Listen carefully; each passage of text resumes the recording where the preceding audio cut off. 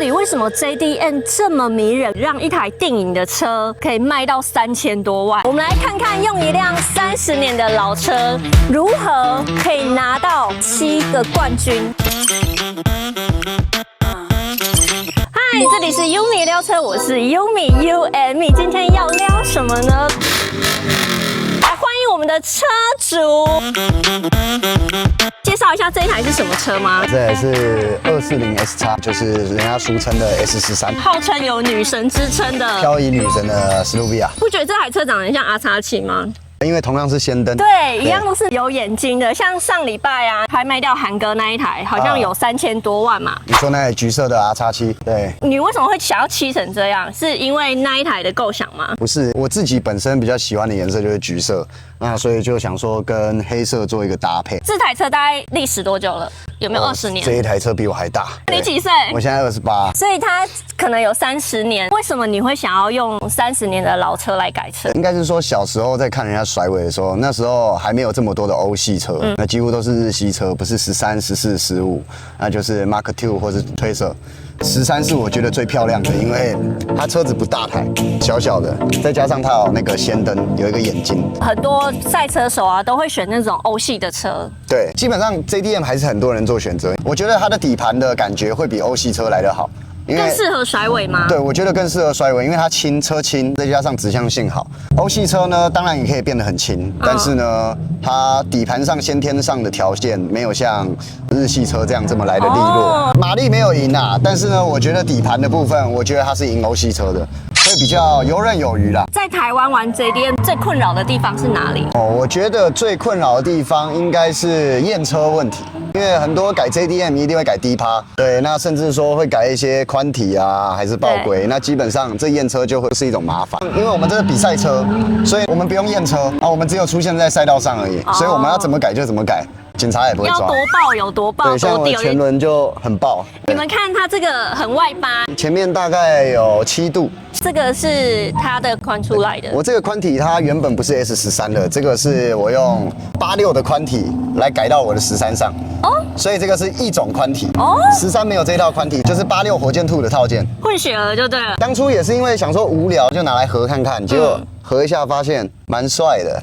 那就把它装上去。那这样零件会很难找吗？零件基本上还好，因为我们引擎也不是原厂的，底盘也都不是原厂的。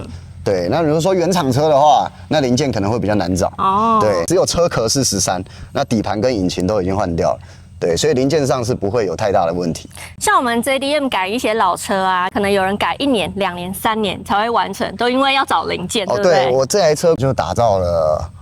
还不含外观啊，光底盘啊、引擎啊，还有防滚笼啊，整个弄一弄，大概也快1年的时间。30年的老车，我们都花了很多钱去改装，但我们可能也很舍不得有什么碰撞啊。基本上还好，像我们比赛车因为要轻量化，所以所有的板件几乎都变成铝合金，不然就是玻璃纤维。哦，对，那像玻璃纤维有一个坏处就是它一撞就爆了。一直修复啊，像我的宽体我就有 Kobe 2套，我在场上随时撞了，我可以随时再换一套。这是烤漆还是包膜？这是包膜。每次比赛都会有小擦撞。其实每次比完赛是最累的，比赛一定会有碰撞嘛。那我这个人又是那种比较强迫症，我的车我觉得我不能让它太丑，所以每一次比赛回去就要做大整理，就蛮累的，但是很爽。我之前访问过很多 JDM 的车主，他们通常花这个改装的钱大概坐落在50到100，甚至更多。对，那你这1年半里面大概花了多少钱在改这台车？要连我练车撞车的修复算进去哦。对。那如果这样算进去，从头算到尾，再加上这台车的所有耗材、轮胎这样弄一弄，这台车上花了大概200多吧。200多，如果继续比赛的话，甚至更无上限。这基本上每一个月都会一直在增加，因为我们每个礼拜都会练车。赛车就是不断的用钱堆积出来的一个运动。因为赛车最重要的是我们里面的引擎啊，然后外观也是当时要弄得很帅，很有自己的风格。基本上像我们这样子练习，可能练习个2次。我们所有的油跟水啊，还有差速器油都会换掉，轮胎也要换。对，轮胎大概是5到10分钟2条胎就没了。对。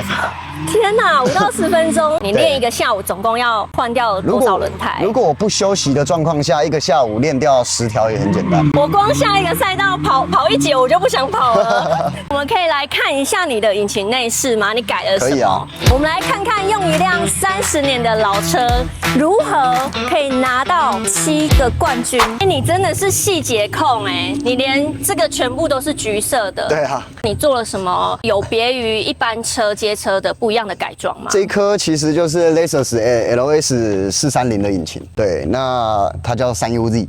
那当初就是因为刚接触甩尾，就想说有个 V8梦，因为它8缸，然后声音也比较好听。当初就是把这个进气气管用成橘色，然后我们也改装了圣帕斯的强化烤耳，而且这个是竞技版的烤耳。